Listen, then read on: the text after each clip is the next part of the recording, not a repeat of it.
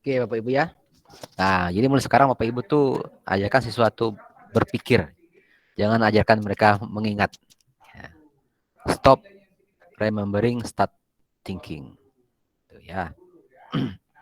Oke, kita kembali lagi. Nah, ini nggak perlu dihafal lah. Tinggal tahu saja. Kalau mereka sudah biasa menggunakan, atau kan sudah terampil menggunakan, maka mereka akan tahu. Jadi jangan ajarkan mereka mengingat, tapi ajarkan aja mereka nanti menggunakannya, memakai ya. Mereka udah punya skill menggunakan ini ya, nanti mereka secara sendiri akan ingat.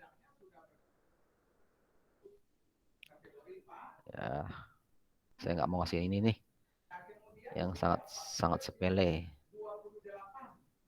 Terus mana lagi nih? Mana materi yang lain?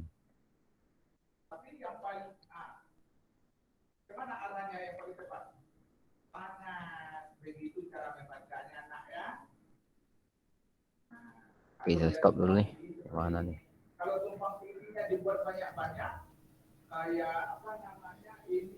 Kita lewat aja nih ya. Saya pikir tidak tidak menarik.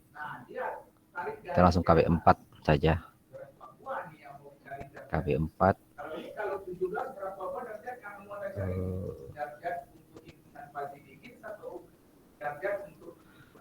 Oke, lanjut KB4 ya. Nanti sebelum kita lanjut sama tanya jawab nanti ya. Terkait dengan materi. Konsep computational thinking, komputasi, komputer thinking, berpikir secara komputasi, berpikir secara komputasi, algoritma dan pemrograman dasar. Makanya sekarang tuh diajarkan konsep berpikir secara komputasi, berpikir seperti komputer gitu ya. Komputer tuh berpikir seperti apa sih? Ya ada algoritmanya. Kan kita mesti mengetahui tentang algoritma dan pemrograman. Supaya apa? Supaya kita bisa berpikir seperti komputer.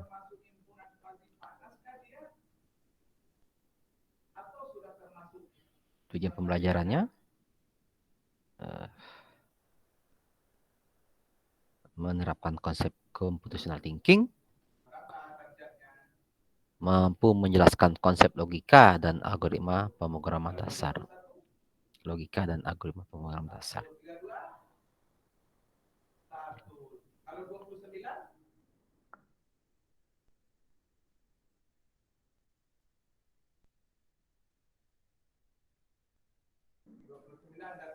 Computational thinking atau CT ada sebuah pendekatan dalam proses pembelajaran. Nah, dalam proses pembelajaran itu mesti juga ada pendekatan dengan metode computational thinking. CT memang memiliki peran penting dalam pengembangan aplikasi komputer, namun CT juga dapat digunakan untuk mendukung pemecahan masalah di semua disiplin ilmu, termasuk humaniora, matematika, dan ilmu pengetahuan. Nah, kenapa ini perlu? Ya, tadi karena dia bisa mendukung dalam memecahkan masalah di semua disiplin ilmu.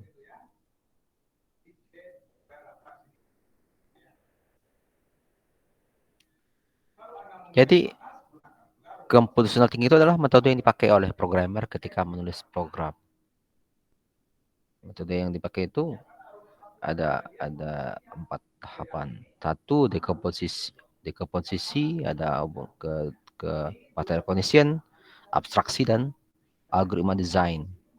Nah, kita dekomposisi dulu, lalu pattern recognition atau mendeteksi pola-pola, menentukan pola-polanya, lalu abstraksi ya, merubah data ke dalam bentuk data lain, ya, apakah itu digital ataukah itu numerik kah ataukah itu yang lainnya. Lalu rancangan algoritmanya. Nah, dari komposisi itu apa? Memecahkan masalah data itu, proses data masalah yang kompleks itu menjadi bagian-bagian yang lebih kecil, lebih sederhana. Masalah kompleks itu dipecah-pecah lagi ke bagian-bagian, ke dalam kelompok-kelompok yang lebih kecil lagi, supaya lebih mudah dipecahkan, dikelola. Yang kompleks itu dipecahkan dulu ke dalam bagian-bagian kecil, itu dekomposisi. Kemudian ada pattern recognition. kemampuan untuk melihat persamaan atau bahkan perbedaan pola, ya, pola-pola atau tren dan keteraturan dalam data yang nantinya akan digunakan dalam membuat prediksi dan penyajian data. Biasanya ini data-data itu banyak ya, data banyak, dari data yang banyak itu dilihat pola-polanya seperti apa sehingga bisa dapatlah tren-trennya atau prediksi atau pengetahuan dari situ, bahwa dengan data ini kita bisa memprediksi bahwa kalau misalnya contohnya kita punya data tentang penjualan mobil ya selama 2 tahun, dapat data itu penjualan mobil itu di data per harinya, per bulannya. Dari data itu kita bisa mencari pola-polanya sehingga kita bisa menjadikan itu sebagai, dari data pola itu kita dapatlah pengetahuannya. Dari data pengetahuan itu kita bisa menentukan atau menjadikan itu sebagai modal kita atau data kita untuk memprediksi sekian tahun ke depan bagaimana progres penjualan mobilnya. Itu dalam hal mengetahui pola-pola atau persamaan, namanya pattern recognition. Kemudian ada lagi namanya abstraksi, melakukan generalisasi dan mengidentifikasi prinsip-prinsip umum yang menghasilkan pola, tren, dan keteraturan. Kemudian ada algoritma design, itu adalah mengembangkan petunjuk pemecahan masalah yang sama secara bertahap, sehingga orang lain dapat menggunakan langkah-langkah tersebut untuk menyelesaikan permasalahan. Jadi nanti dibuat dalam bentuk flowchart ya, tahap-tahapnya, langkah-langkahnya, per tahap, sehingga bisa tahu seperti apa urutan-urutannya. Ya, orang lain pun bisa tahu dengan membaca flowchart tersebut. Karakteristik berpikir komputasi. Pertama itu mampu memberikan pemecahan masalah, ya.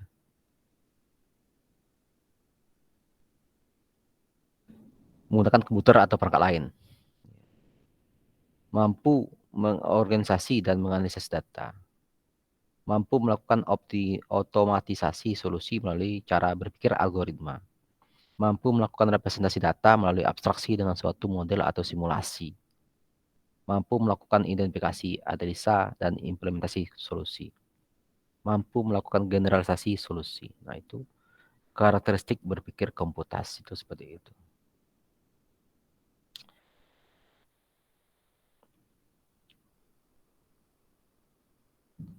Algoritma itu ya langkah-langkah logis ya, dalam menyelesaikan masalah. Kan kalau misalnya aplikasi nih, aplikasi ya, gua contoh algoritma apa? Contoh algoritma ya. Contoh algoritma paling sederhana yaitu contoh algoritmanya Bapak Ibu ya kan, yang misalnya baru bangun tidur di pagi hari. Apa algoritmanya Bapak Ibu tuh sampai di sekolah, bangun tidur terus sampai di sekolah. Apa algoritmanya? Dari mulai mana? Start, oke, bangun adalah start, bangun adalah start, nanti Bapak Ibu bangun, nanti mandi ya kan, mandi dan sebagainya, selesai mandi nanti apa, berpakaian. Nah, itu algoritmanya. Berpakaian pun ada juga algoritmanya. Mana duluan, baju kah, celana kah, pakaian dalam kah, yang duluan mana? Nah, itu dia, sampai nanti sekolahnya nanti. Nah, itu dia tahap-tahapannya. Jadi algoritma itu adalah urutan langkah-langkah logis penyelesaian masalah yang disusun secara sistematis dan logis. Itu algoritmanya. Jadi nggak perlu dihafal lah.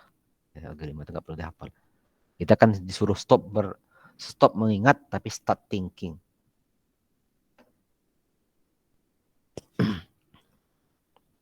Oke, berikutnya. Algoritma itu merupakan jantung ilmu informatika. Itu memang dasarnya. Setiap bidang di informatika itu, baik itu komputer science kah, ya kan, atau yang informatik yang lainnya, mesti ngerti algoritma, mesti ngerti. Baik itu orang yang bagian hardware kah atau bagian software kah, ya tetap juga mesti ngerti algoritma. Dalam hardware pun juga ada algoritmanya, ya kan, dalam nyusun hardware berbagian komponen, ya kan, berbagian komponen mau dan sebagainya itu pasti ada algoritmanya. Mekanisme pelaksanaan algoritma oleh pemproses harus tulis dalam notasi bahasa pemrograman sehingga dinamakan program. Belajar pemrograman dan belajar bahasa pemrograman. Belajar memprogram adalah belajar tentang metodologi pemecahan masalah, sedangkan belajar bahasa pemrograman adalah belajar menggunakan atau memakai. Itu bedanya ya. Mau belajar apa? Belajar memprogram atau belajar bahasa pemrograman? Kalau belajar memprogram bisa semua bahasa kita pakai. Kalau belajar bahasa pemrograman ya bahasa tertentu kita pakai. Beberapa notasi yang digunakan dalam menulis algoritma. Notasi itu ada 3 notasi. Yang pertama itu untaian kalimat deskriptif atau berupa narasi, itu deskriptif. Lalu notasi kedua itu berupa diagram alir atau flowchart, ya dari mulai start sampai stop. Start, ini lalu inisialisasi, ya kan. Lalu ada lagi misalnya ada cabangan atau ada berupa proses input kah ya. Nanti diproses kah. Lalu nanti ada cabang lagi decision, yes no, nah, seterusnya itu flowchart. Lalu notasi ketiga pseudocode. Nah, ini kode apa namanya? Bahasa yang turunan dari flowchart nanti berupa yang dimengerti oleh manusia. Nanti akan ada contohnya nanti. Oke.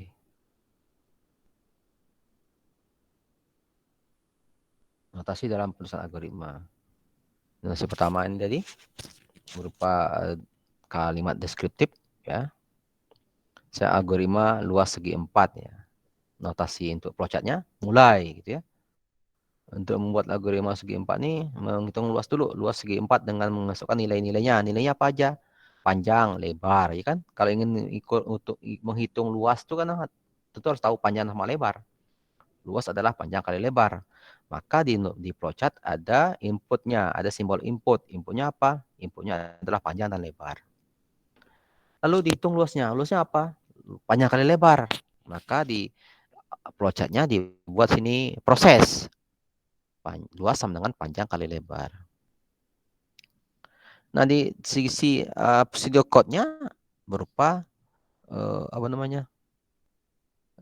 Tulis narasi atau deskripsi tentang deklarasi dulu ya, deklarasi masuk ke nilai lebar panjang lebar, panjang segi 4. Luasnya panjang lebar berupa apa? Berupa integer. Nah, jadi sini ini pseudocode-nya. Kita ambil variabelnya apa? Variabelnya adalah variabel luas, variabel panjang, variabel lebar. Berupa tipe datanya adalah integer. Kemudian baru nanti inputnya, inputkan variabelnya. Luas, lalu hitung berapa luasnya. Luas sama dengan panjang kali lebar. Tampilkan luasnya. Atau ini nanti sini di Apollo chatnya, setelah nanti dihitung luas sama dengan panjang kali lebar, nanti ditampilkan atau di outputnya simbol input dan output sama ya, berupa belah ketupat. Simbol input dan output sama. Output luas, tampilkan luasnya. Ya, atau keluarkan luasnya. Di bagian deskriptifnya, tampilkan luas gitu ya. Ini dia notasi dalam penulisan algoritma. Jadi Bapak Ibu mesti paham deskripsinya, flowchart-nya, dan pseudocode-nya. Kenapa perlu pseudocode? Supaya nanti membantu kita dalam membuat programnya. Itu. Jadi dalam membuat program nih, ya oke lah. Bapak Ibu nggak pandai buat menggunakan bahasa pemrograman, tapi Bapak Ibu ngerti pemrograman. Ya artinya dalam tahap ini Bapak Ibu ngerti buat algoritmanya dari notasi 1, notasi 2, notasi 3. Nanti yang mengcoding bisa jadi orang lain. Asalkan Bapak Ibu sudah menyiapkan sampai ke tahap pseudocode-nya. Gitu. Paling enggak sampai tahap flowchart-nya, paling enggak gitu ya. Aturan penulisan algoritma yang pertama ada judul atau komentar mengenai algoritma seperti apa, kejawab programnya, kondisi awal dan kondisi akhir algoritma. Kamus. Ini yang definisi variabelnya. Konstanta, variabel, prosedur dan fungsi. Itu kamusnya. Lalu algoritmanya.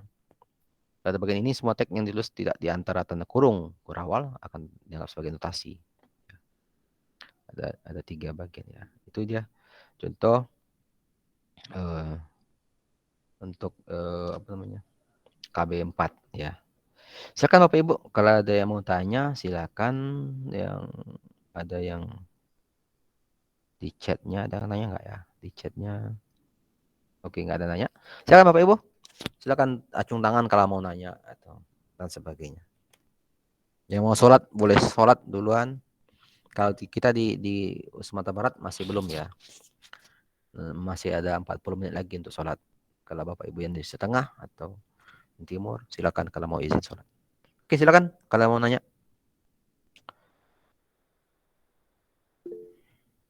Ya,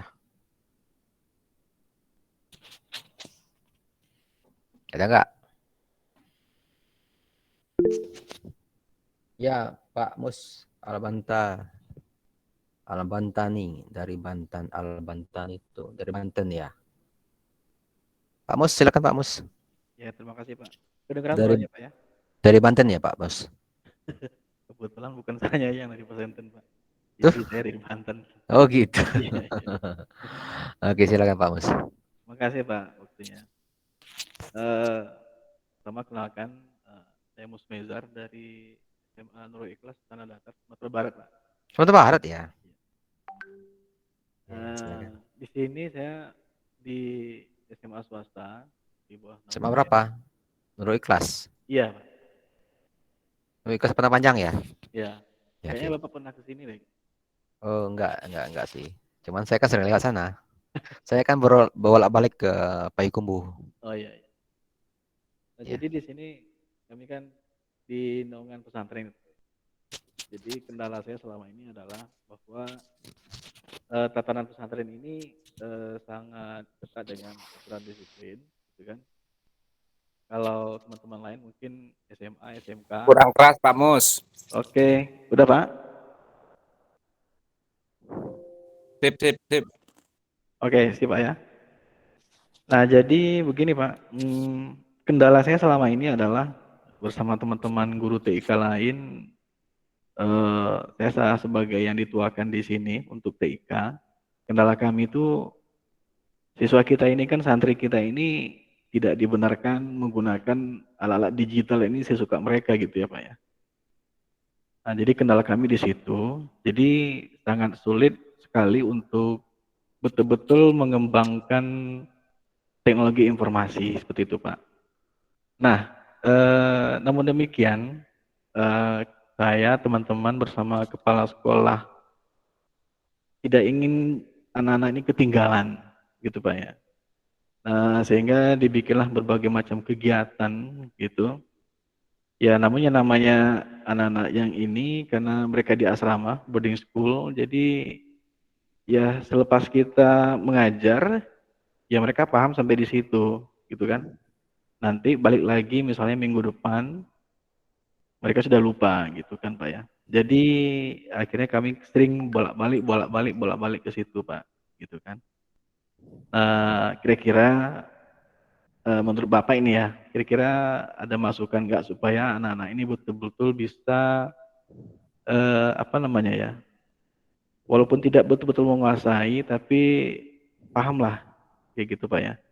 Karena seperti yang kita dengarkan tadi, apa namanya, anak-anak ini harus menguasai IT, kita menguasai IT gitu kan, untuk kedepannya. Nah, kayak gitu. Kira-kira menurut Bapak langkah-langkah apa sebaiknya gitu kan kami yang di pesantren ini yang dibatasi oleh tatanan disiplin yang cukup ketat dan kegiatan yang cukup padat seperti itu. Kemudian yang kedua apa namanya eh, apa ya aduh saya lupa lagi.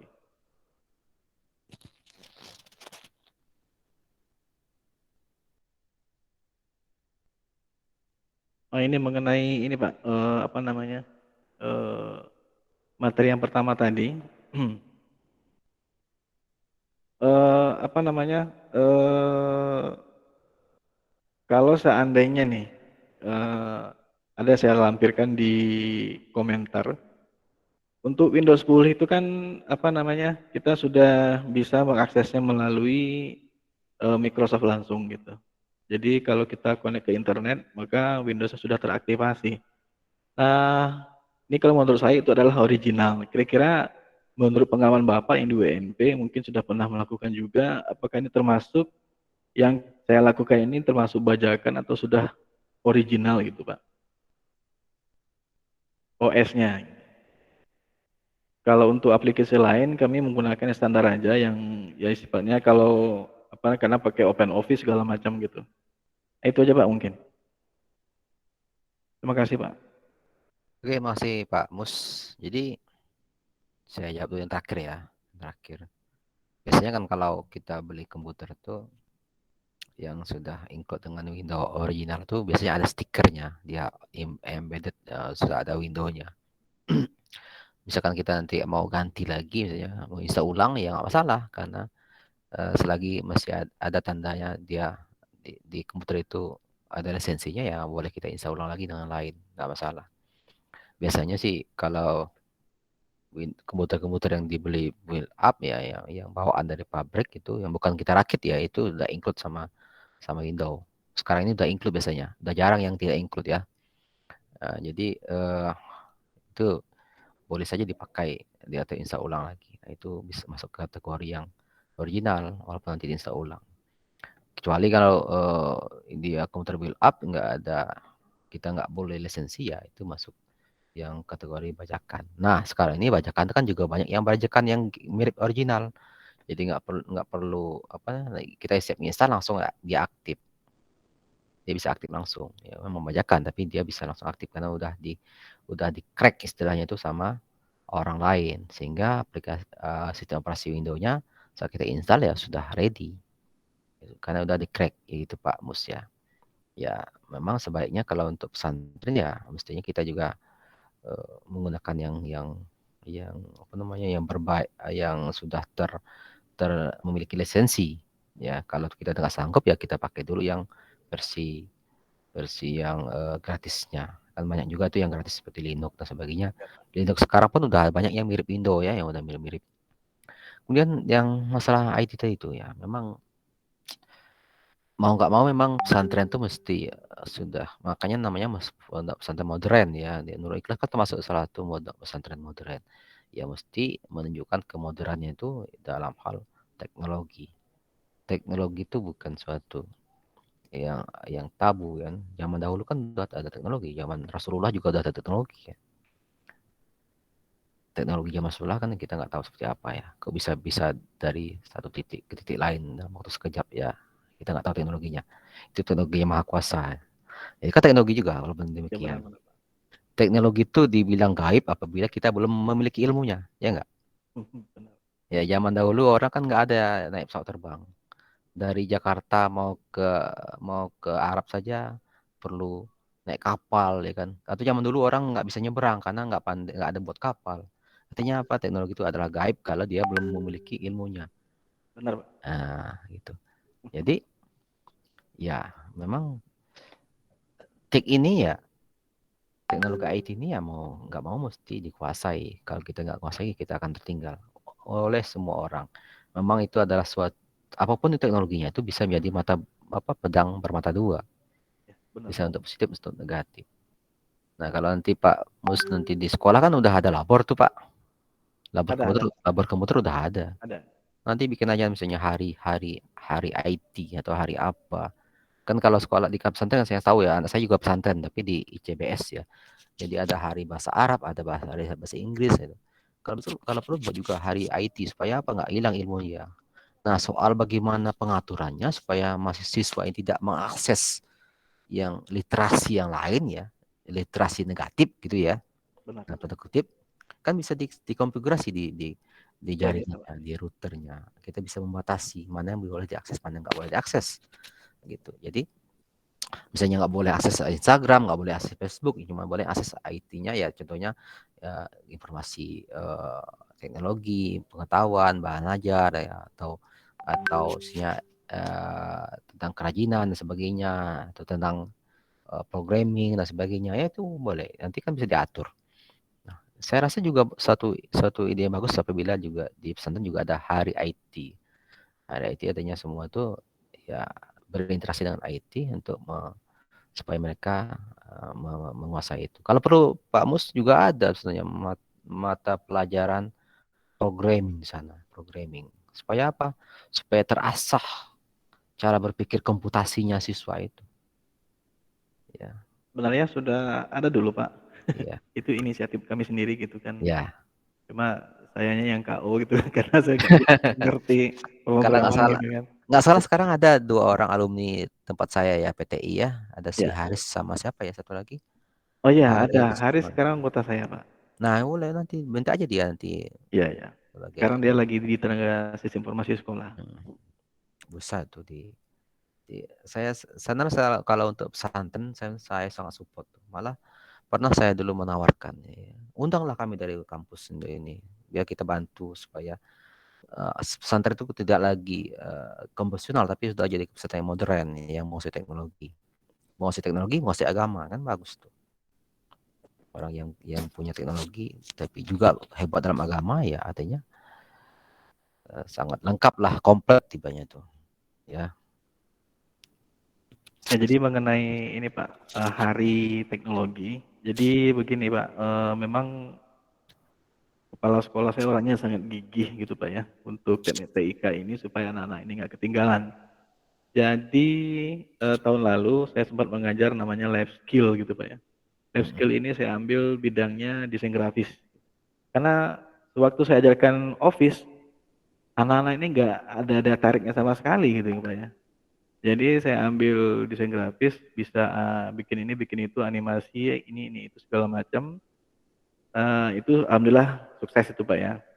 Kemudian ada lagi editing video segala macam gitu kan, itu juga saya ajarkan sampai ke syuting-syutingnya saya ajarkan. Akhirnya saya alihkan ke sana Pak, gitu kan.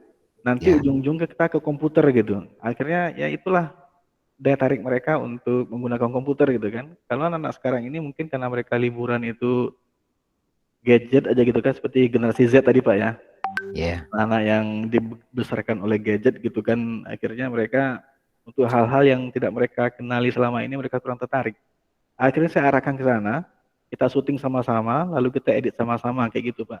Ya. Nah itu kita laksanakan sampai sekarang itu setiap hari Sabtu.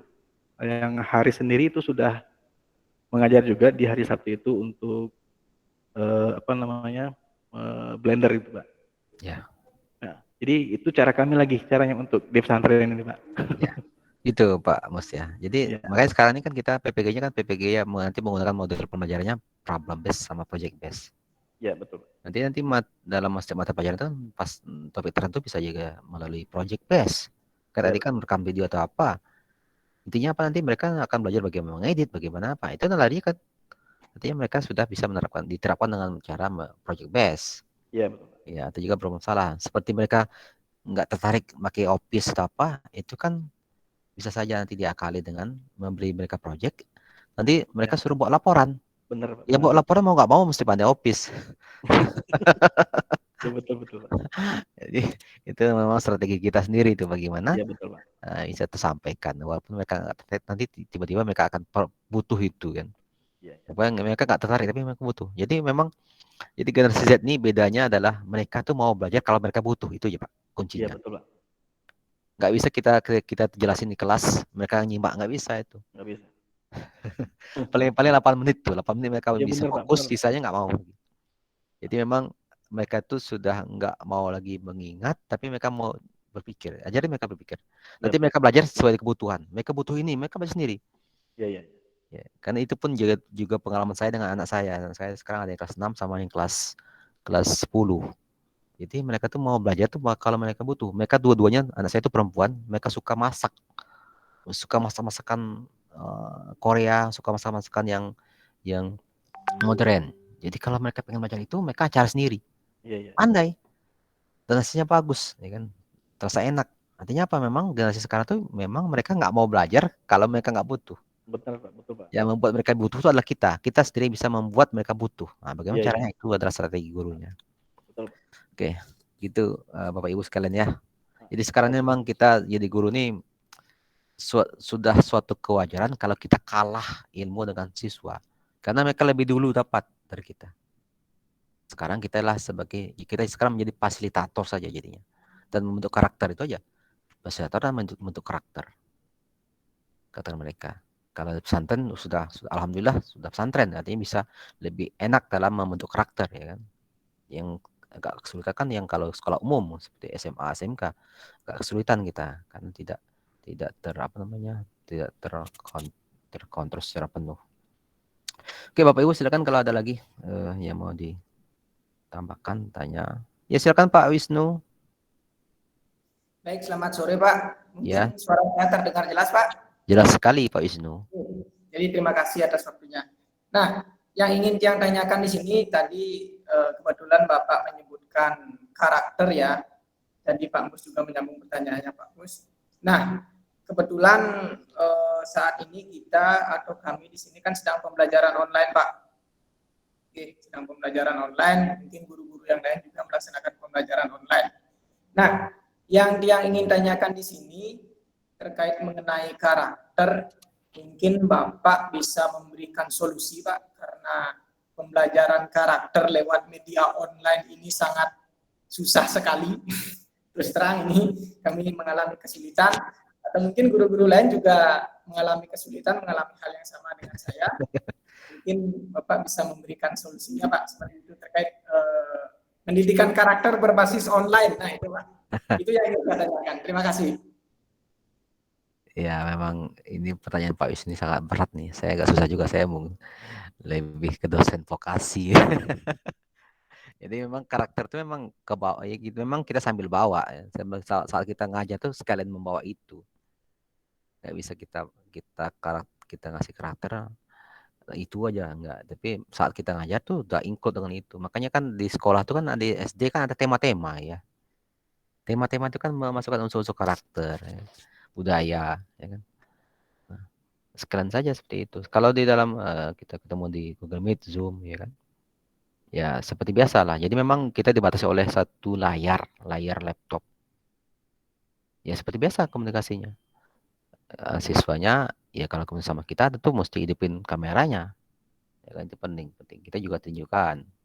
Kita disiplin juga kan. Kita kalau ingin didik karakter itu kita juga harus mencontohkan. Kita ingin mendidik mereka supaya disiplin, kita juga mesti disiplin, tunjukkan. Ya kan saling ya memang secara teknologi kita dibatasi oleh layar, tapi tetap kita bisa komunikasi dengan mereka dengan ucapan dan gambar dan tangkapan video. Ya kata-kata kita juga bisa sebagai cara kita untuk mendidik karakter mereka dengan kata-kata kita. Kan makanya di awal-awal kan kita dalam ngajar itu kan ada pendahuluan, inti dan penutup. Pendahuluan itu kan bisa masukkan unsur karakter dalam itu nantinya. Selain flashback ke materi sebelumnya, juga masukkan unsur itu. Ya Kak?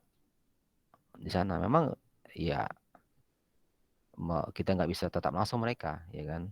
Bisa jadi mereka nanti siswa yang udah pintar, mereka bisa merekam video lalu di play di Zoom meetingnya atau di Google Meet sehingga mereka seperti online sama kita, padahal mereka nggak online. Teknologi sekarang ini canggih gitu. Saya sekarang bisa jadi kan gambarnya sekarang juga gambar Pak Herman nggak ada, bukan Pak Herman tapi video dia kan. Ini. Jadi sebenarnya kalau soal karakter tuh Pak Isnu, saya nggak pakarnya ya, tapi yang jelas kita mesti bisa memasukkan setiap unsur itu ke dalam setiap pembelajaran. Kita ketemu siswa tuh mesti masukkan unsur itu di awal-awal, misalnya di pendahuluan tuh biasanya di pendahuluan. Selalu sebelum mulai kita berdoa ya kan, tentang menyapa siswa tentang hari ini apa gimana ya kan. Kemudian tentang kalau perlu kalau Bapak Wisnu punya pengalaman sebelum ke sekolah, ada pengalaman ketemu orang, ada yang bisa memiliki unsur karakter, diceritakan. Nah gitu. Sambil artinya Pak Wisnu sebelum mulai belajar juga masukin unsur karakternya. Tentang tadi ketemu dengan pengemis yang seperti ini ya, apa yang bisa kita ambil situ kan untuk sebagai bahan. Biasanya di pendahuluan disampaikan tuh sambil jalan. Nanti pun waktu pelajaran inti pun waktu pelajaran inti, waktu praktikum misalnya, ya kan juga itu saling tolong menolong sesama siswa, ya. Nah, kalau sekarang online ya susah juga ya. Gimana mereka mau praktikum online? Ya, sana bisa juga. Nah, makanya di Zoom tuh, di dalam Zoom tuh kan Zoom meeting ya, ada istilahnya breakout room ya. Nah, nanti kalau bagi kelompok belajar, nanti kan kita login pakai Zoom, nanti siswa bagi kelompok, nanti masing-masing kita buat breakout roomnya. Kelompok A, kelompok B, kelompok C, kelompok D. pakai breakout room. Pas materi belajar kelompok, memecahkan masalah secara kelompok, kita pecah-pecah mereka masing-masing kelompok itu. Gunakanlah teknologi Zoom itu cukup canggih lah. Zoom bagus tuh untuk itu.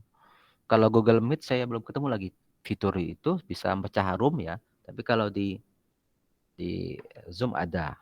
Jadi kita kalau mau ngajar kelompok, ya kita bisa breakout room. Nah, sekarang kan Zoom kan nggak terlalu mahal ya, banyak yang murah gak, cuma berapa ribu satu bulan kan, nggak terlalu mahal lah. Masih bisa dibeli dengan dana bos juga bisa itu. Masih nggak bisa beli pakai dana bos untuk Zoom-nya. Harga cuma berapa ya, cuma berapa ya, 35.000 berapa, 50.000 satu bulan bisa dipakai. Nah, jadi dari beberapa teknologi untuk Pikon saya pilih recommended Zoom-nya bisa dipakai. Zoom bisa breakout room. Jadi Bapak Ibu ngajar praktikumnya atau apa, mereka bisa sharing. Jadi misalkan dalam nanti praktikum misalnya multimedia kan, mereka membuat apa ya kan, mereka kan saling sharing layar ya kan, diskusi sama teman-temannya membuat project ya.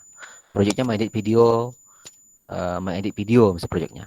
Nanti rekam video sama-sama edit videonya. Mereka kerjanya di room masing-masing. Nah, kita nanti sebagai guru bisa masuk ke masing-masing room itu, melihat bagaimana mereka bekerja kelompok. Nah, saat itu juga bisa kita memberikan masukan karakternya. Kerja kelompok, kerja tim itu kan karakter juga tuh. Ya. Gitu Pak Wisnu ya. Sama-sama kita sama-sama belajar ya. Tapi memang sekarang ini kita memang benar-benar mesti optimalkanlah teknologi ini. Kita mau ngajarkan mereka belajar pakai pakai Zoom misalnya atau pakai Google Meet, kita kasih materi, nggak mungkin kita ngomong selama ini ya. Kayak sekarang nih, saya ngajar gini, pasti udah pada tidur siswanya itu, ya kan? Makanya kita sebagai fasilitator, kita kasih pengantar dulu, kasih masalah dulu. Nanti mereka akan bekerja secara kelompok belajar sendiri, cari sendiri jawabannya. Kita kasihlah dengan media-medianya. Apa medianya? Video kita, presentasi kita, materi-materi kita sharing semuanya. Kalau kita ngajar praktikum, ngasih video praktikumnya. Kita demokan dulu video praktikum kita, itu kita demokan dulu sebagai referensi bagi mereka. Nah, itu kita lengkapin. Nanti baru kita bisa lepas mereka tuh nanti. Gitu. Mereka akan cari sendiri nanti. Makanya soalnya dibikin hot. Soal atau problem tuh dibikin hot. Supaya mereka berpikir, bukan mengingat. Oke, silakan. Tadi siapa tadi? Pak Niko. Saya lihat tadi ada lagi cuci tangan. Mana Pak Nikonya? Ya, silakan Pak Niko.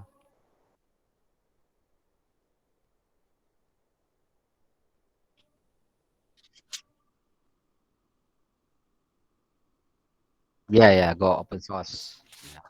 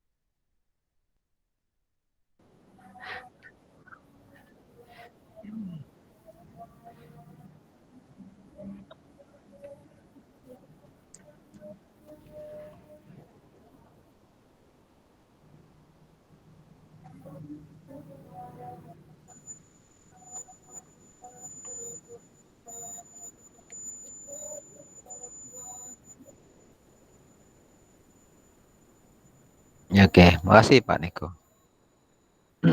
Memang sekarang ini Microsoft tuh mendominasi. Dulu memang udah sempat bangkit Linux itu, tapi tenggelam lagi. Ya, tapi untuk eh, dunia kerja pun meminta yang pekerja itu yang bisa menguasai Microsoft dan juga Mac ya, yang Mac dan Microsoft.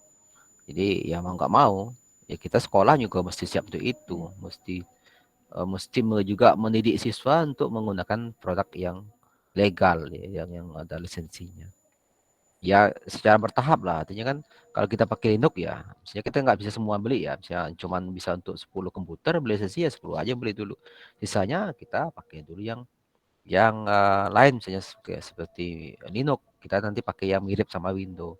Nanti aplikasinya kan ada juga yang mirip sama Office dan sebagainya. Itu aja nanti secara cara jalannya seperti itu. Itu memang mau nggak mau kita mesti ke sana. Ya, kan belum ada yang lain ya, belum ada pilihan lain. Jadi kalau belum ada pilihan maka terjadilah monopoli. Makanya harga Windows itu mahal. Monopoli itu terjadi kalau nggak ada saingan. Nah, tapi sebenarnya bisa jadi nanti ke depannya Windows bisa kalah dengan Android ya. Saya nggak tahu deh. Android tuh waktu baru muncul itu mengalahkan Nokia yang sombong. Nokia itu lu berkuasa. Mereka punya sistem operasi sendiri. Mereka sombong, nggak mau menggunakan apa namanya, tidak mau beralih ke Android. Akhirnya mereka collab ya kan, kalah bersaing. Banyak muncullah apa smartphone menggunakan Android. Android ngasih gratis. Itu suatu lompatan apa namanya, cara dagang yang ekstrim. Mereka ngasih gratis. Tahu nggak kenapa bisa gratis? Kok bisa mereka nggak rugi ya? Kok bisa mereka untung? Ternyata mereka ngasih gratis itu adalah pasti ada juga apa namanya, reward bagi mereka. Mereka nggak akan rugi. Memang secara secara kasat mata mereka rugi, kasih gratis. Tapi mereka punya keuntungan. Apa keuntungannya? Mereka bisa mengkolek data. Mereka bisa mengumpulkan semua informasi dari penggunanya. Dapat informasi penggunanya, GPS-nya lah, semuanya dan sebagainya, dan perilaku pengguna handphone itu. Dari situ mereka bisa menjual lah slot-slot iklan. Paham ya situ ya? Coba Bapak bayangkan kalau Pak Niko buka handphone, Bapak Niko sering cari apa, nanti di handphonenya akan muncullah iklan-iklan itu. Nah, gitu. Artinya apa? Jadi Android itu Google itu memang jenis orangnya. Mereka jenis orang-orang jenis itu. Mereka kasih gratis tapi mereka sih dapat data yang sangat mahal harganya. Nah, gitu. Google itu kan Google punya tuh Android kan? Nah, itu. Nggak ada mereka bayar gratis, tapi mereka punya itu. Mereka bisa bargaining, ngasih harga mahal iklannya. Karena mereka langsung menyasar orang-orang yang perlu. Orang-orang yang mencari itu kan. Pak Niko suka mencari tentang mobil, maka nanti iklan mobil selalu muncul di handphone Pak Niko. Pak Herman suka mencari baju, nanti muncul baju-baju sana. Seperti itu. Atau Bu Pilia suka mencari kosmetik, ya iklan itu nanti yang sering muncul. Sampai tahu dia Bu Pilia ini sukanya yang harga berapa, apa merek apa yang disuka. Tahu. Nah, itulah teknologi-teknologi itu yang sekarang tuh lagi apa namanya, lagi tren di era revolusi industri 4.0, big data ya. Mereka menggunakan data mining, data science untuk mengolahnya.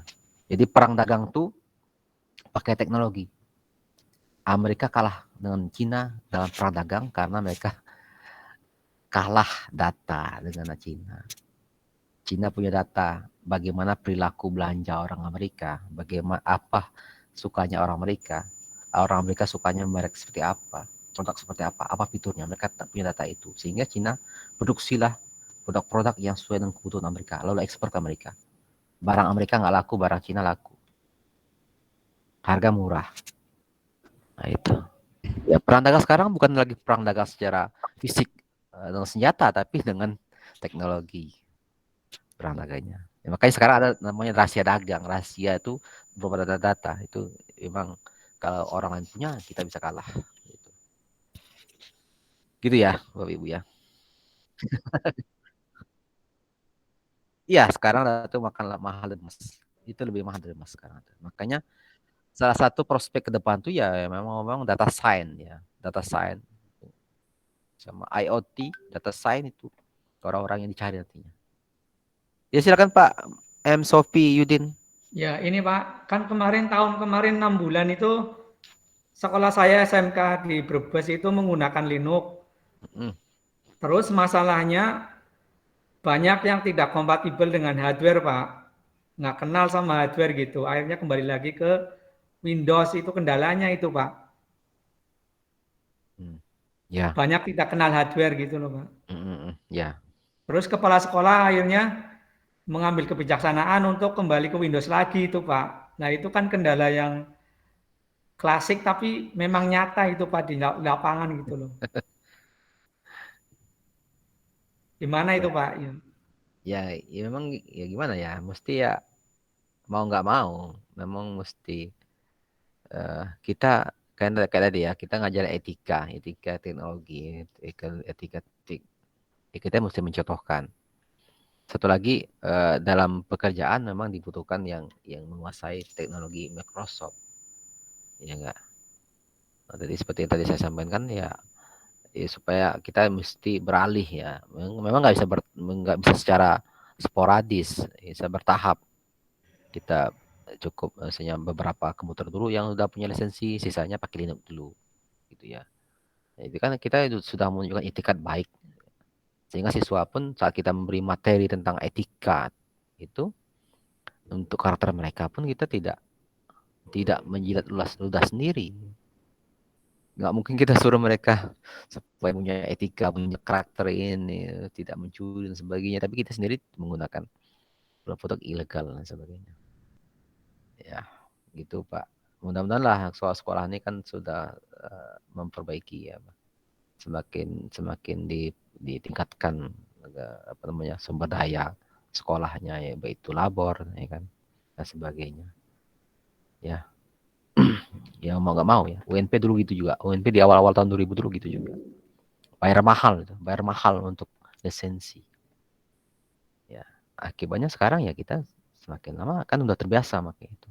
Udah jadi budaya menggunakan produk-produk yang legal supaya kita juga bisa mendidik mahasiswa itu bisa menghargai ilmunya, bisa menghargai teknologi dia. Kalau mereka membuat produksi aplikasi atau program apa-apa ya, bisa dihargai gitu ya.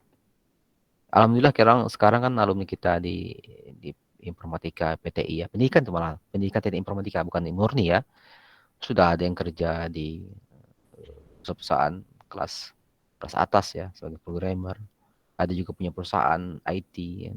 Ada yang kerja di perusahaan Detik, Bukalapak,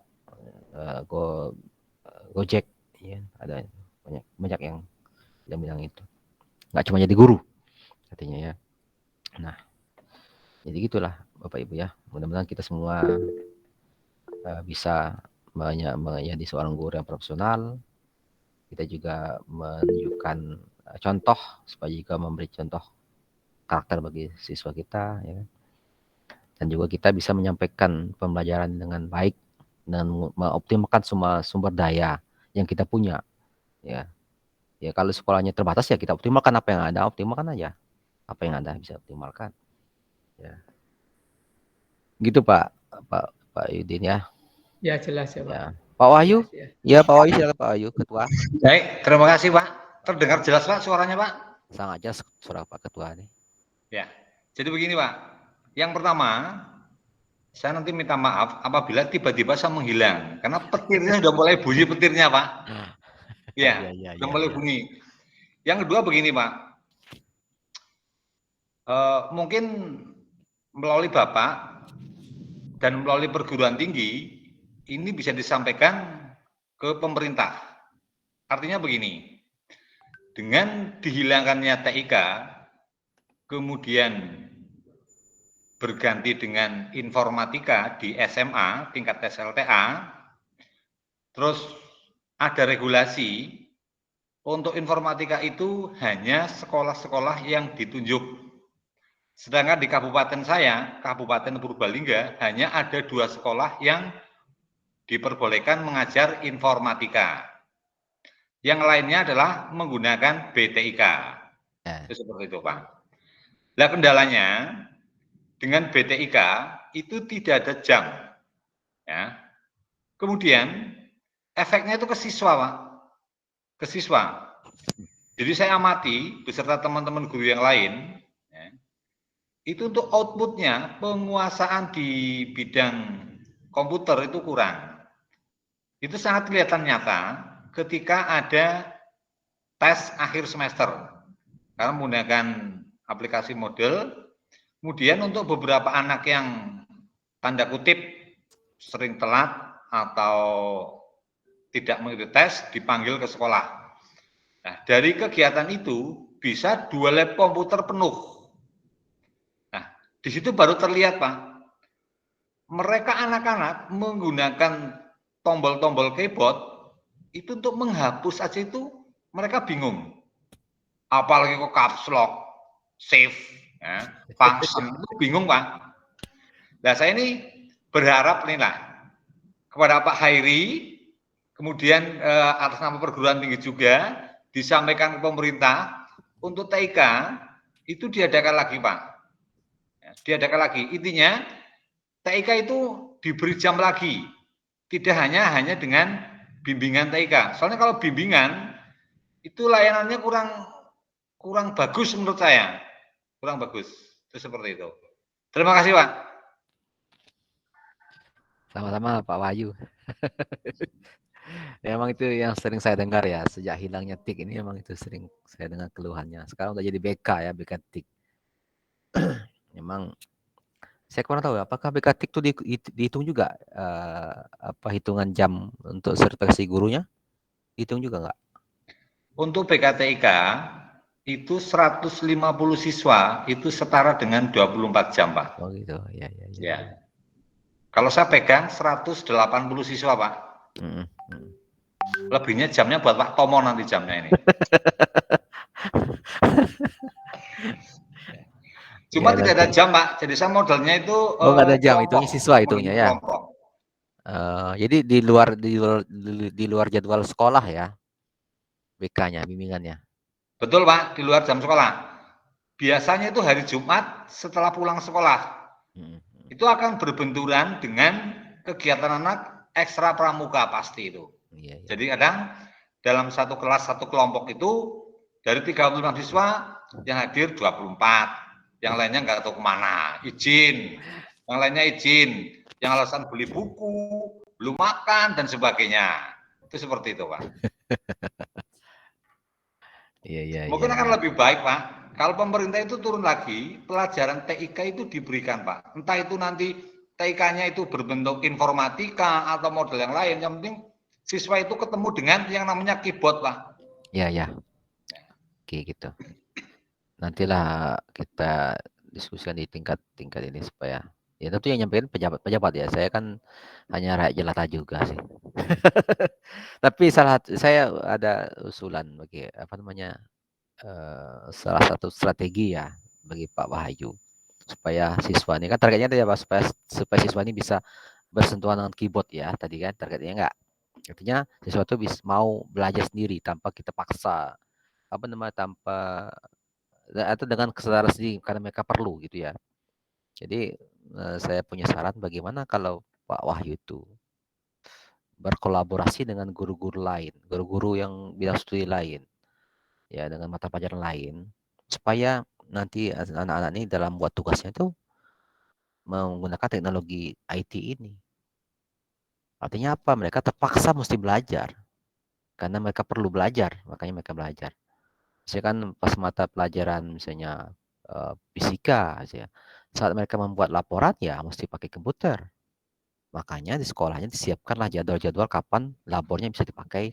Kan atau kalau ada labor komputer disiapkan jadwalnya. Nah, di saat jadwal itu nanti Pak Wahyu sekalian membimbing mereka dalam menggunakan misalnya menggunakan aplikasi Microsoft Word kah atau Excel kah di saat itu. Nanti diaturlah jadwal-jadwalnya kapan jadwal labor yang terbuka untuk siswa menggunakannya. Nah, saat itu nanti Pak Wahyu masuk, situlah Pak Wahyu ngajarnya. Jadi enggak tidak apa namanya ngajarnya ngasih materi, tapi Pak Wahyu itu adalah project based kah atau problem based. Kalau project based arti kalau dia dapat siswa itu dapat tugas dari sekolah dalam mata pelajaran tertentu, arti itu ada project. Mereka bawa laporan, apa projectnya? Ya itu laporan. Mereka membuat laporan praktikum atau laporan apa mata pelajarannya kan? Apakah mata pelajaran bahasa Indonesia misalnya? Artinya dia dapat tugasnya membuat makalah atau membuat apa? Nanti akan pakai labor. Saat mereka pakai labor itulah nanti Pak Wahyu itu yang membimbing mereka situ. Saya rasa itu Boleh, cara Pak? terbaiknya. Boleh saya potong, Pak? Iya. Boleh saya potong ya? Iya, boleh. Jadi begini, Pak. Nah, ini dengan adanya pandemi seperti ini, hampir semua guru kan, bahkan semua guru itu pembelajarannya daring. Nah, dari daring itu beberapa guru udah curhat lah ke saya. Ini saya mau ngirim tugas gimana? Anaknya palingnya tugas ditulis di buku, terus difoto, dikirim. Nah, gitu Pak. Iya. Pakai tulisan tangan. Terus kalau ada pun guru yang menuntut lebih, misalnya menggunakan HP ya, jadi itu ada aplikasi Office. Itu juga bisa ya. Tapi kan kasihan juga. Yang tidak tahu itu juga kasihan juga, Pak. Beda dengan dulu, Pak. Ketika masih ada tatap muka, saya itu dengan setiap kelas itu memberikan layanan. Jadi ketika ada guru lain, misalnya ada tugas membuat PowerPoint buat besok presentasi kelas. Itu anak-anak itu kadang datang, Pak. Ini kadang, Pak, nggak setiap hari datang. Jadi tanya, Pak, ini gimana sih membuat slide yang kelihatan menarik gitu loh. Karena di BKTIK yang modelnya kelompok, saya menekankan membuat slide yang menarik. Ketika mereka praktek, setelah jadi loh Pak, itu tanya, punya saya sudah menarik belum Pak? Nah, akhirnya dibawalah laptop saya ketemu saya. Selesai lihat, ya mereka kebanyakan kurang animasi. Ya, akhirnya saya hanya menunjukkan satu kali animasi, silakan dilanjutkan. Itu dulu Pak. Lalu sekarang daring, wong saya mau berangkat aja takut ketularan Pak. Itu begitu Pak. Oke. Jadi gini ya. Kalau gitu, saya sebelum coba ya, coba Pak Wahyu cek juga lah yang ada nggak situ Microsoft. Kalau nggak salah di online tuh ada aplikasi Microsoft Online ya. Ya, coba itu. Jadi nanti kalau siswanya kan nggak mungkin sekolah tuh, kan kita nggak tatap muka, maka siswanya belajar ngetik itu melalui online saja. Ya, belajar online. Coba tuh pakai nggak salah pakai laptop, pakai handphone juga bisa tuh. Tapi memang layarnya agak kecil sih. Pakai handphone juga bisa, tapi agak kecil layarnya. Jadi kan sekarang ada aplikasi Microsoft atau Microsoft lah yang online ya, yang bisa dipakai. Nah, yang bisa dipakai oleh siswa itu. Nanti siswanya ya kita ajarin nanti secara daring gitu. Kalau konsultasinya mereka daring, nanti mereka coba akses ya kan. Dia kan aplikasi itu kan bisa dibuka melalui browser tuh. Microsoft Online. Saya buka browser, mereka kerja situ. Nanti Pak Wahyu bimbing dari sana, bimbing secara online. Suruh mereka share screen, kita ajarkan apa diklik dan sebagainya. Coba Pak Wahyu pakai aja yang Microsoft Online ya untuk ngajarnya. Ya. Iya. Ya di Google Drive tuh ya. Itu. Ada Office-nya. Itu coba. Ada Excel, ada Office-nya. Oke. Tambah lagi nih Pak Hairi. Ya, boleh. Kalau tuntutan dari mungkin Pak Hairi secara teknologi ataupun teman-teman lain secara teknologi itu benar pakai yang online, pakai yang ini. Tapi teman-teman belum tahu kondisi lokasi sekolah saya. Lalu keluar dari sekolah 1 kilometer udah gunung Pak. Jadi begini, kadang juga siswa curhat ke saya Pak lewat WA. Pak ini Pak Guru ini kok tuntutannya banyak banget, nggak tahu apa, di rumah saya sinyal susah. Kalau mau mau bikin tugas, saya harus cari wifi yang gratisan. Wah, itu kasihan, Pak. Kalau pakai kuota, sinyalnya nggak bisa, Pak. Nah, kadang saya nanti menemui dengan guru yang bersangkutan untuk meminta tambahan, dimundurkan waktu deadline-nya. Itu seperti itu. Paling seperti itu, Pak. Nah, ini kalau misalnya membuat tugas pakai komputer, lah yang pakai komputer sedikit, Pak. Paling 25% nggak ada punya komputer. Iya, terkadang juga punya HP bagus saja kredit, Pak. Itu betul, Pak. Itu, Pak. Jadi kendala ini kadang dengan apa yang tuntutan dari misalnya saya atau guru lain itu kadang berbenturan, Pak. Berbenturan.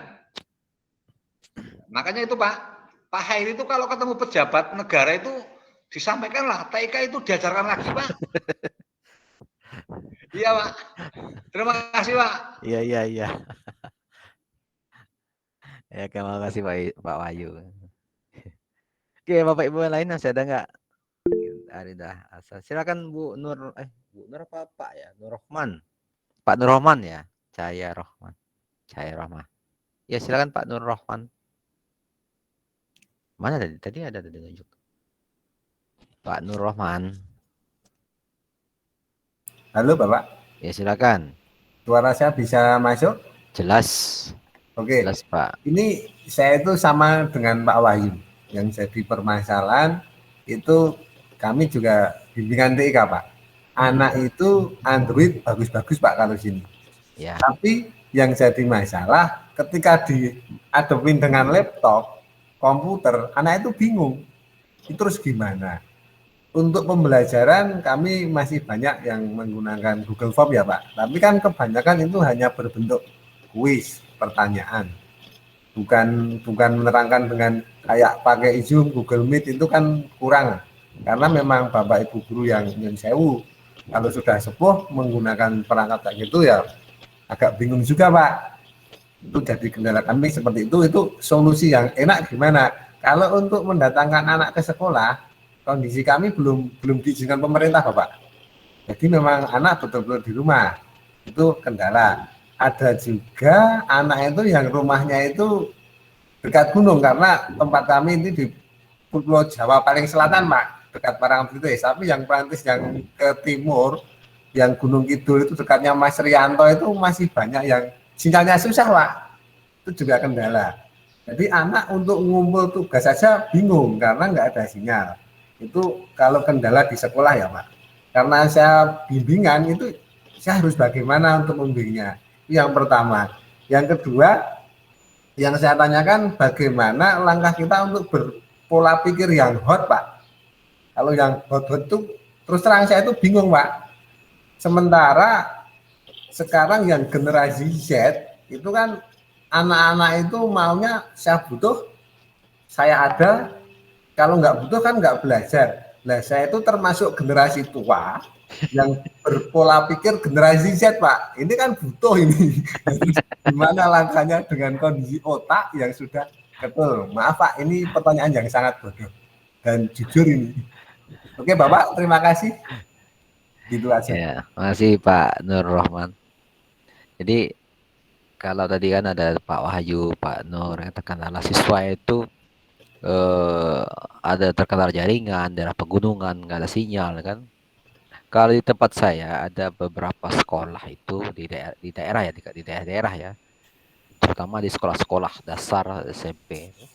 Guru itu datang, ya. Jadi siswa itu dibuat per kelompok daerah tinggal, gitu ya. Siswanya di daerah di kelurahan ini ada berapa orang siswanya? 5 orang. Dia mencari satu tempat di rumah salah satu orang murid itu. Jadi guru datang ke sana kasih materi seperti itu biasanya. Kalau di tempat saya seperti itu untuk daerah-daerah yang terkendala dengan sinyal seperti itu. Jadi gurunya datang membawa kalau Pak Rohman ngajar komputer ya membawa komputer, membawa laptop, nanti ngajar di sana per kelompok itu. Satu kelompok ada 5 orang, 6 orang gitu. Per wilayah tibanya, per wilayah. Oke, itu saya potong ya Pak. Iya. Kalau mau seperti itu dengan kondisi sekarang, kita jalan itu nggak boleh Pak. Masuk suatu kampung, lah ini orang mana? Itu Pak. Di sini itu masih yang agak ke timur itu masih ada portal-portal karena pandemi COVID terlalu takut atau gimana, itu banyak yang tidak mengizinkan warga luar masuk Bapak. Itu PPKM level berapa itu Pak Nur? Level 10 itu ya? Kalau di sini sekarang yang sudah level 3, tapi kalau di masyarakat itu kadang melebih-lebihkan Pak. Tapi ada juga yang sama sekali dari musim pandemi itu prokes saja nggak pernah. Begitu Bapak. Ya, itu aja. Ya kalau gitu ya gini aja Pak. Ya kalau secara itu nggak bisa ya Pak Nur tuh ya mesti bisa dengan cara memberi materi itu ya siswanya susah juga sih sebenarnya. Jadi siswa tuh generasi Z tuh memang dia maunya itu belajar kalau mereka butuh. Artinya cara satu-satunya membuat mereka butuh itu adalah membuat pembelajaran tuh modelnya model project based atau problem based. Itu membuat mereka butuh.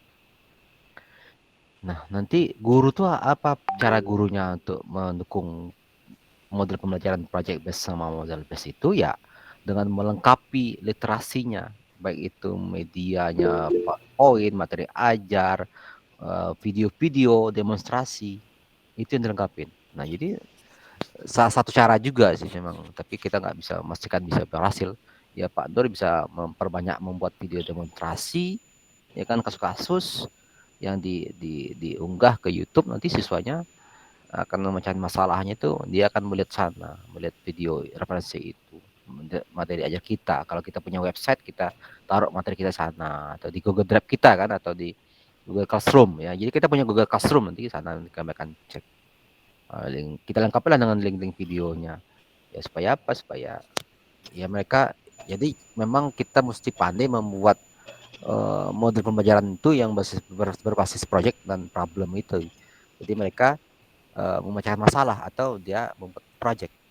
Nah, barulah mereka akan berpikir atau butuh pengetahuan tertentu atau keterampilan tertentu. Mereka cari sendiri. Nah, itu kelebihannya generasi Z itu adalah kita tidak susah menyuruh mereka cari, karena mereka akan cari sendiri. Kalau mereka butuh tapi. Nah, sekarang kita bikinlah mereka butuh.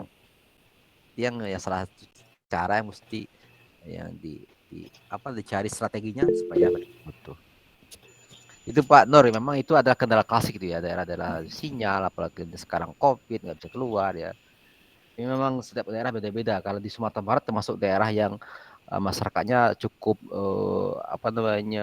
tidak terlalu peduli betul ya dengan COVID ini, karena tingkat vaksinasi di Sumatera Barat pun rendah sekarang dia.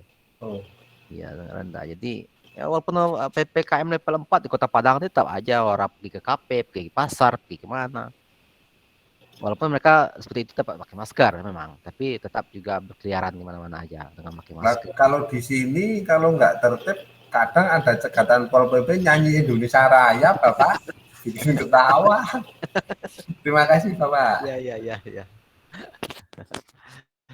Ya, beda daerah, beda ininya ya, beda perilaku budaya masyarakatnya, beda aturan. Ya Bu Dian Asmawati, silakan. Ya Pak, kedengaran suara saya Pak? Dengar sekali. Oh jelas, oke. Dari mana Bu? Terima kasih. Dari Makassar Pak. Makassar. Oh iya. Ya. Makassar kota atau Makassar di pinggir-pinggirnya? Kota Pak. Makassar kota, pinggir-pinggir. Kota. Iya. Artinya sinyal kuat ya sana ya. Ya, nah seperti yang tadi saya dengar dari Pak Wahyu sama Pak Nurman yang mempermasalahkan siswanya yang mungkin susah dalam pengiriman tugas dan lain sebagainya, itu jangankan di daerah yang susah sinyal, di daerah kami saja yang sinyalnya sangat kuat, itu mereka juga ya ogah-ogahan kumpul tugasnya. Kalaupun kumpul tugas paling molor sampai besok atau minggu depan. Jadi kalau untuk kami di sekolah kami itu, kami memang sekarang sudah mengarah ke sekolah penggerak. Ya. Jadi yang tadi Pak Hairi sebutkan yang masalah pengerjaan tugas, jadi mapel itu dikolaborasi dengan mapel lain Pak. Jadi misalkan pembelajaran algoritma, itu kan terkait dengan mapel bahasa Indonesia juga tentang prosedur. Jadi itu bisa terkait. Seperti itu kalau di sekolah kami. Kemudian kami juga di sekolah untuk lebih membuat anak-anak semangat belajar itu, kami lebih mengenali siswa dulu, karakter masing-masing siswa. Contohnya, ada siswa yang memang suka belajar menggunakan video, ada juga siswa yang audio, ada juga siswa yang kinestetik. Jadi kami mengelompokkan siswa berdasarkan model belajar yang mereka punya, mereka mau seperti itu. Contoh kayak saya Pak, saya mengajar kelas 7 mata pelajaran informatika. Nah, untuk kelas 7 ini saya mengajarkan tentang, sekarang saya sudah masuk di pengolah angka. Kebetulan siswa-siswa saya dari satu kelas itu cuma 2 orang yang punya laptop. Jadi saya mengarahkan siswa saya menggunakan spreadsheet yang di handphone. Nah, supaya mereka tertarik untuk menginstal spreadsheet itu, saya membuat absen di mana menggunakan spreadsheet di mana mereka harus buka spreadsheet mereka sendiri untuk mengabsen diri mereka sendiri. Jadi mereka tertantang bahwa saya harus menginstal spreadsheet, mau tidak mau harus tahu. Seperti itu, Pak. Itu mungkin itu saja, Pak, sekedar saling sharing saja antara pembelajaran yang memang mungkin daerah pedalaman sama yang koeksinya sebenarnya tidak jauh-jauh beda, Pak. Di mana-mana pasti siswa satu kata malas, apalagi pembelajaran online. Mereka itu pemikirannya masuk, absen, kirim tugas, selesai. Padahal bukan seperti itu yang kita mau. Kita mau mengajarkan anak-anak itu bagaimana mereka bagaimana mereka itu lebih disiplin waktu, bukan hanya sekedar mereka masuk, absen, lanjut tidur. Seperti itu kejadiannya kalau di kota kami. Ya, terima kasih, Pak. Ya, sama-sama Bu Dian Asmawati. Telat ya kayaknya antara video sama soundnya nggak sinkron ya. Makasih Bu Dian sudah sharing ya. Ini Ya, Pak, salah satu sama-sama. contoh guru yang sudah menerapkan ya unsur pedagogik dalam pembelajaran. Tadi bilang bahwa salah satu strateginya ya nanti siswa dipilah-pilah dulu mana siswa yang visual, mana yang audio ya Bu Dian ya. Iya, Pak. Mana siswa yang karena kebutuhan anak-anak, kebutuhan peserta didik beda-beda. Nah, hal itu ada tuh nanti di dalam modul ya, Bapak Ibu, dalam modul kita, modul pedagogik. Nah, Karena situlah. itu juga mengacu ke pembelajaran abad 21, Pak. Ya. Jadi salah satu tujuan dari PPG ini, dalam kurikulum PPG ini ya, nanti Bapak Ibu tuh memang disiapkan menjadi guru abad 21 yang bisa mengoptimalkan teknologi, yang bisa melakukan pembelajaran tuh dengan memperhatikan atau mempertimbangkan peserta didiknya. Peserta didik siapa? Generasi Z. Bagaimana karakteristik generasi Z itu? Nah, itu yang mesti diperhatikan. Nah, nanti kita pilih lagi model pembelajaran apa? Model pembelajaran problem based, project based. Tadi udah contohkan oleh Bu Dian bahwa ngasih pembelajaran tuh nggak mesti harus terpaku satu mata pelajaran, tapi bisa terintegrasi dengan mata pelajaran lain. Ya enggak? Kayak misalnya untuk yang TIK ya, untuk yang BK TIK bisa terintegrasi dengan mata pelajaran lain. Ya kan, dengan atau mata pelajaran bahasa Indonesia dengan mata pelajaran apa, itu bisa saling terintegrasi. Jadi sekarang ini kita mesti menghilangkan ego kita, ya kan, idealis ego kita bahwa saya ngajar mata kuliah ini, mata pelajaran ini, jelas ini. Tapi kita mesti sama-sama kolaborasi antar mata pelajaran, antar guru, ya kan, supaya apa yang capaian pembelajaran yang kita targetkan itu tercapai untuk setiap mata pelajaran itu. Ya, kalau di SD kan sudah ada namanya tema-tema kan, itu kan integrasi disiplin Tematik, ya, Pak, kalau SD. tematik ya, Iya, tematik deh kan tematik, ada iya. Jadi IPA, tergabung semua, IPS, matematika, ya tergabung satu buku. Nah, seperti itu. Itu udah benar tuh Bu Adian udah menunjukkan sudah menerapkan ya pembelajaran guru abad 1 yang sudah pelajaran itu. Jadi nanti kayaknya kalau untuk buat perangkat nih Bu dia sudah bisa jadi referensi bagi Bapak Ibu nih nanti. Bagaimana caranya memilah-milah siswa tadi, bagaimana membuat model pembelajaran problem based, project based, atau bisa integrasi. Kalau untuk memilah siswa Pak, karena ini kan masih daring ya. Jadi pada saat kita kemarin pengenalan awal dengan siswa, kita memang sudah membagikan form yang isinya mempertanyakan ada pertanyaan-pertanyaan sih, ya. Seperti apa sih mereka menyukai itu pembelajaran yang seperti apa dan mereka seperti apa begitu Pak. Ya. Jadi kami punya dasar sebagai guru, anak ini seperti ini. Ya, itu kan ada angket tuh, bisa dicari tuh Bapak Ibu, bisa gunakan. Memang ada angket. Boleh dipilih itu. Ya, itu salah satu contohnya juga itu kan ya bisa jadi PTK, penelitian tindakan kelas nanti kan. Kalau mau diterapkan ke depannya. Bapak Ibu ingat ini ya, dalam nanti Bapak Ibu ikut PPG ini nanti Bapak Ibu ada mengisi saat UKIN tuh ada membuat portofolio ya, mengisi portofolio. Kayak penelitian PTK, karya ilmiah, buku itu perangkat-perangkat ya apa namanya LKPD 1 semester.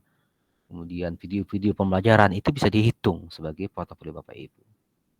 Ya, yang itu bisa dihitung. Nah, oke Bapak Ibu ya. Mudah-mudahan ke depan kita akan semakin baik lagi menjadi guru yang profesional, yang guru profesional abad 21 ya, yang sudah menerapkan teknologi dan memperhatikan kondisi siswanya dalam pembelajaran, yang sudah menghentikan mengingat dan membiasakan berpikir bagi siswanya. Jadi stop memory, start thinking. Jadi siswa itu sudah berpikir, nggak lagi ngingat ya. Nanti soalnya muncul pula nanti dalam buat perangkat itu kan dalam soal-soal itu nggak boleh ada soal yang mengingat tuh, mesti soal hot semuanya dibuat nanti ya. Dalam buat perangkat itu ada soal hot yang mesti dikeluarkan. Kan berupa cerita sehari-hari, kita berupa kondisi sehari-hari kita terjemahkan dalam soal. Itu kan soal hot juga. Oke Bapak Ibu, saya rasa nggak ada lagi yang bertanya. Oke, ini ada yang tanya Pak Normantio. Untuk tugas berikutnya yang review materi hot seperti apa Pak? Jadi Jadi dalam untuk review materi hot nih, Bapak Ibu ya, dari model-model itu kan di diskusi ya, diskusi materi mana yang bisa Bapak Ibu ambil aja contohnya. Misalnya materi tentang ini KB1 modul 1 KB berapa sih? KB 3 misalnya tentang apa? Nah, gimana sih contoh diskusikanlah materi hotnya seperti apa? Ya. Materi hot seperti apa? Diskusikan. Nanti saya akan cek nanti ya. Dicek di diskusi nanti. Ya hot itu ya membuat mereka berpikir ya. Hot, high order thinking. High order thinking, berpikir tingkat tinggi. Dari deskripsi, cerita ya kan. Cerita itu nanti dalam cerita itu akan muncullah kan dari cerita sehari-hari itu bisa di dalam itu ada include pengetahuan di dalamnya. Ya, include misalnya dalam cerita itu include kalau di tematik di SD kan cerita ke kondisi sehari-hari itu dalam itu include dengan pembelajaran matematiknya. Itu contohnya kan. Dalam itu ada include pembelajaran fisikanya atau biologinya. Nah, sekarang Bapak Ibu ngajar apa? Ngajar tentang IT ya, TIK ya. Dalam materi hot itu, misalnya dalam cerita itu misalnya ada include tentang IT-nya. Tentang KB berapa nanti pilihlah yang mana topiknya mau dimasukkan. Nah, itu yang ada diskusikan. Misalnya Bapak Ibu buat sebuah materi hot ya kan, atau dikit aja lah satu perangkat apa, kalimat atau apa, atau berupa soal juga boleh. Diskusikan apakah ini hot apa enggak sama kawan-kawannya. Nanti diskusikan itu. Itu Pak, Bapak Ibu ya. Yang nanya nih Pak Nurmanto ya. Nurmanto ST itu sarjana teknik ya? Pak Nurmanto. Iya, Pak. Oh, iya. Iya, Pak, siap. Kalau di tempat saya itu ST itu Sultan artinya. Oke, karena Pak Nurmanto pakai ST-nya ST kecil ya. Kalau STG-nya Sultan. Itu gelar untuk orang Sumatera Barat tuh, untuk orang-orang Minang, Sultan. Oke, makasih. Sampai jumpa nanti di LMS. Saya akan lihat di diskusi. Besok kita masuk ke modul 2. Nanti jangan lupa ya isi tes sumatifnya ya. Nah, kalau ada dalam soal tes sumatif itu yang nggak ngerti, boleh lagi didiskusikan. Ya, kalau mau ketemu di Google Meet kah, atau diskusikan di WA atau di Google Meet juga boleh, nanti kita atur jadwalnya. Itu Bapak Ibu ya. Oke, besok Bapak Ibu akan ketemu dengan Pak Denny Kurniadi, orangnya tuh berasal dari Jawa Barat, Bandung, tapi menikah dengan orang Minang. Sekarang jadi orang Minang gitu. Sehingga beliau pun lebih suka makan pedas-pedas. Nggak suka lagi beras Jawa, nggak suka lagi beras Cianjur, lebih suka beras Minang, ya, beras Solo sukanya. Nggak suka lagi beras Cianjur. Oke Bapak Ibu, karena hari sudah sore, saya juga belum sholat asar. Di sini udah orang udah sholat. Sampai jumpa di lain kesempatan besok sama Pak Denny ya. RPL, rekayasa perangkat lunak. Nah, itu terkait dengan RPL itu, dengan programming, silakan digalilah ilmu-ilmu dari Pak Denny, karena beliau itu adalah dosen saya juga. Dulunya adalah dosen saya dulu kuliahnya di UNP juga. Beliau ada dosen saya. Nanti beliau itu sangat bagus dalam sangat menguasai terkait dengan algoritma dan pemrograman. Nah, nanti silakan diskusi besoknya ya Bapak Ibu ya. Oke, sampai jumpa. Saya tutup saya dengan mengucapkan alhamdulillah. Assalamualaikum warahmatullahi wabarakatuh. Waalaikumsalam warahmatullahi wabarakatuh. Waalaikumsalam warahmatullahi Terima kasih banyak Pak. Terima kasih Pak Edi. Ya, terima kasih Pak. Ya, sama-sama. Saya Lid ya. Ya Pak.